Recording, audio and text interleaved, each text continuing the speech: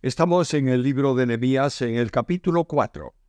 Como hemos hecho anteriormente, no vamos a dar la lectura a todo el pasaje, son 23 versículos, sino que vamos a ir considerando los textos a medida que consideramos el contenido del capítulo. Antes de nada, para poder entender dónde estamos, quiero recordaros la panorámica anterior. Nehemías en su trabajo secular. La visita a Nehemías diciéndole que la situación de la ciudad es mala.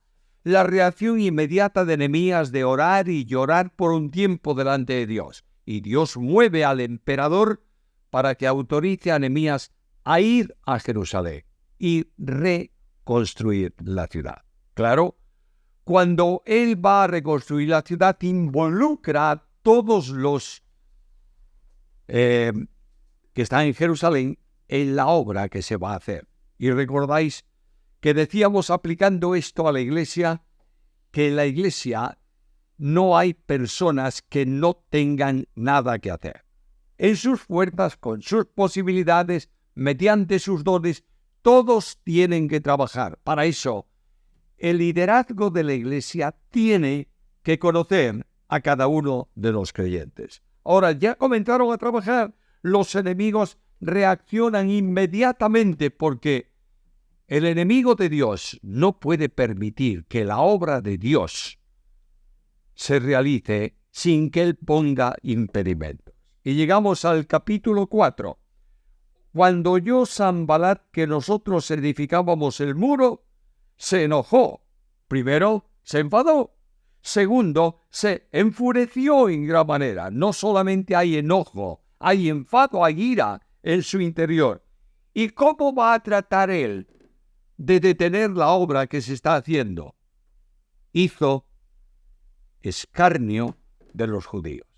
La primera cosa que el enemigo hace aquí es tratar de que los que están trabajando se debiliten, se sientan pequeños, frágiles, inseguros, y hace escarnio de los judíos. Y habló delante de sus hermanos y del ejército de Samaria para que todo el mundo sepa el enfado de este hombre y llegue a oídos de los judíos que están edificando en Jerusalén. ¿Qué hacen estos débiles judíos? ¿Se les permitirá volver a ofrecer sus sacrificios? ¿Acabarán en un día? Y ahora nota lo que dice algo más. Resucitarán de los montones del polvo las piedras que fueron quemadas. Es decir, que no piensen que van a funcionar nuevamente como funcionaban antes ofreciendo culto a Dios. No lo vamos a permitir. Además, ¿cómo van a levantar los muros si no tienen piedras? A veces no entendemos ese versículo bien, pero recordad que el entorno de Jerusalén, las piedras con que se construía eran piedras calizas. Y los babilonios quemaron el templo y quemaron la ciudad. Y cuando tú colocas en el fuego una piedra caliza, se pulveriza. Y es lo que están diciéndole. Mira, van a ser capaces de formar piedras de los montones de polvo. Ellos no sabían que los judíos tenían al Dios de los milagros. Y que este Dios está orientando, dirigiendo, cuidando de aquello que Él ha permitido a su pueblo. Y con este Sanbalat estaba Tobías, el amonita.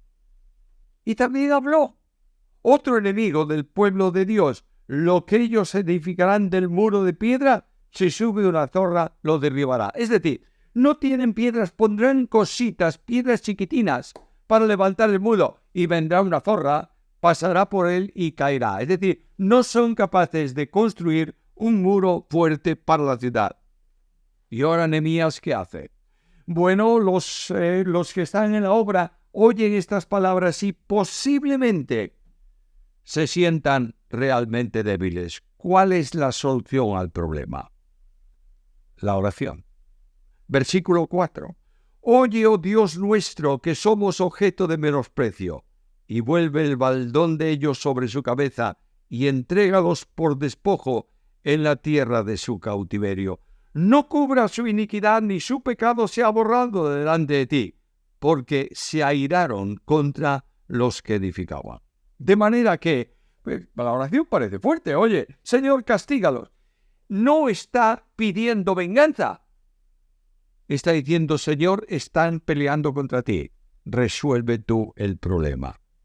¿Cuál es la consecuencia? Versículo 6. Edificamos el muro y toda la muralla fue terminada hasta la mitad de su altura. ¿Por qué? Porque frente a los que querían desalentar, Dios animaba. Porque el pueblo tuvo ánimo para trabajar. Hermanos míos, la Iglesia de Cristo hoy necesita mucho más aliento que reprensión.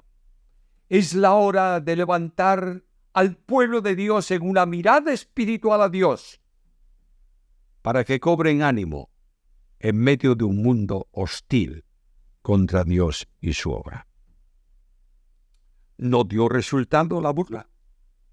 Vamos a tomar otro camino, dicen los enemigos. Y comienza la conspiración. Versículo 7.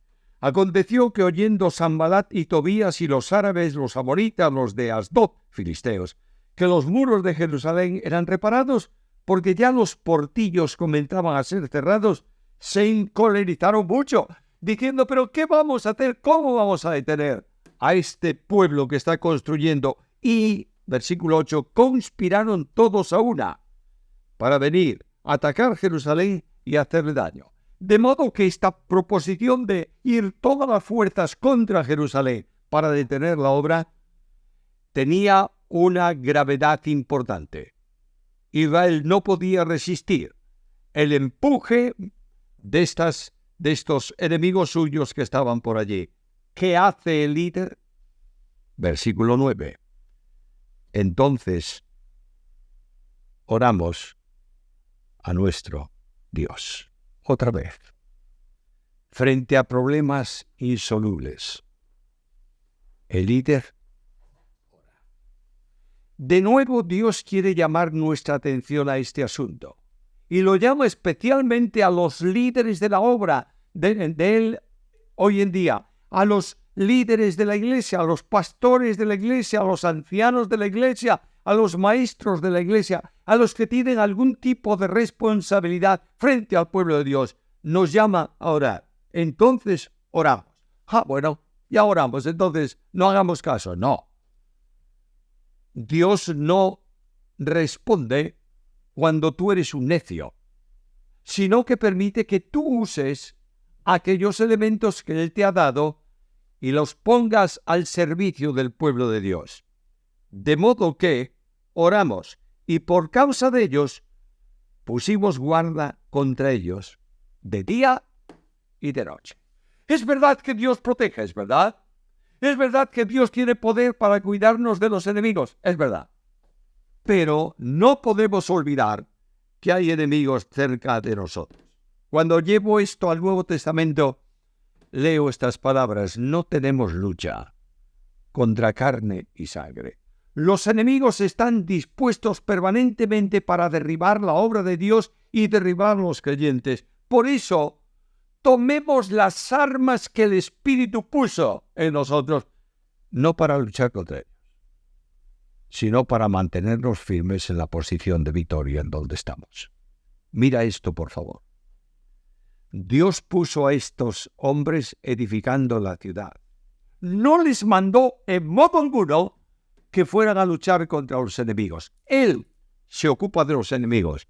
Tú ocúpate de la obra. Pero mantén las armas que Él te dio, armas espirituales, para mantenerte firme. Y nuestros enemigos, versículo 11, dijeron: silencio, que no vean hasta que entremos en medio de ellos y los matemos y hagamos cesar la obra. Pero sucedió que cuando venían los judíos que habitaban entre ellos, porque había gente de los que trabajaban ahí en Jerusalén y de los que venían a la ciudad, que no vivían en Jerusalén, no estaban ahí, de los que habitaban entre ellos, nos decían hasta 10 veces, es decir, nos insistían: de todos los lugares donde volviereis, ellos van a caer sobre vosotros. Mira, somos fuertes, parad la obra. De modo que el problema no está en los enemigos solo, sino en los que sintonizan con los enemigos.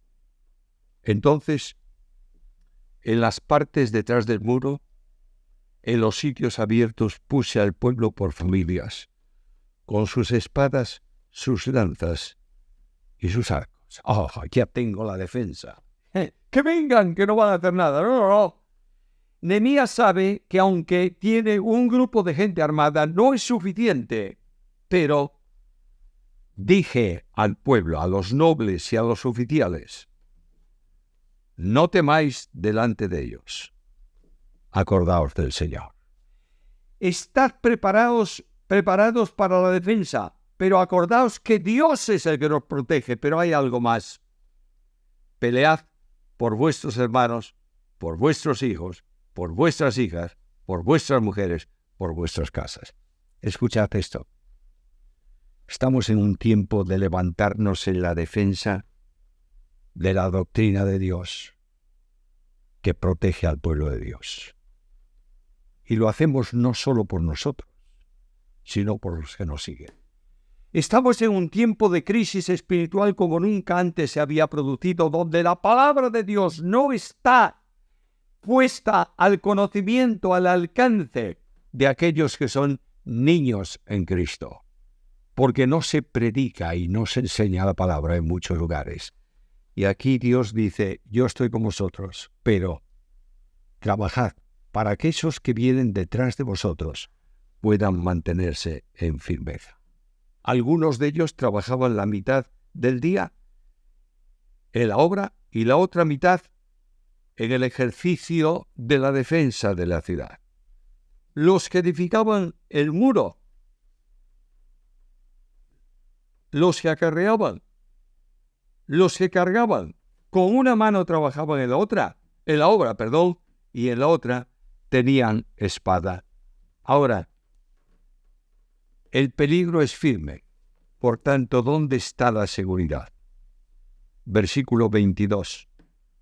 Dije al pueblo, cada uno con su criado permanezca dentro de Jerusalén. Y de noche sirvan de centinelas, y de día a la obra. ¿Quién da ejemplo? El líder. Versículo 23.